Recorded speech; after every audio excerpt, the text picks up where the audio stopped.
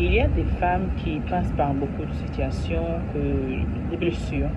Et en Afrique, on a souvent tendance à négliger ce genre de blessures, en fait, que d'autres appellent rejet, d'accord, aujourd'hui de manière scientifique, et que d'autres, en fait, parlent de blessures de perfectionnisme. Mais j'aimerais aujourd'hui te parler de cette blessure-là, en fait, ces femmes, ces mamans qui, peut-être il y a 15 ans, 20 ans, 30 ans qu'elles sont mariées, et tu vas comprendre qu'à un moment, en fait, la mauvaise chose qui est arrivée, en fait, est devenue normale.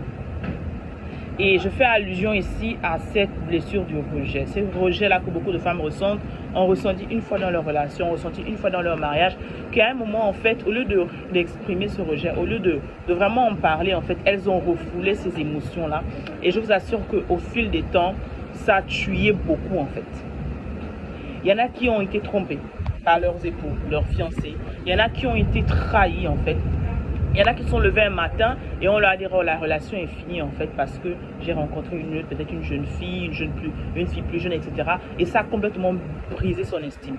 Il faudrait qu'on tombe comme aujourd'hui en fait, parce que nous sommes là pour changer les normes, nous sommes là pour enseigner la future génération, pour qu'on comprenne en fait que chaque petite chose qu'on fait, elle doit vraiment être intentionnelle et elle doit comprendre que la moindre chose qu'on fait, lorsque tu fais du mal à une femme, lorsque tu fais du mal à une jeune fille, lorsque tu dis certaines paroles qui sont difficiles, qui sont bizarres, qui sont en fait certaines réactions en fait, ça affecte la femme, ça affecte l'estime de la femme, ça affecte l'intérieur de la femme, ça affecte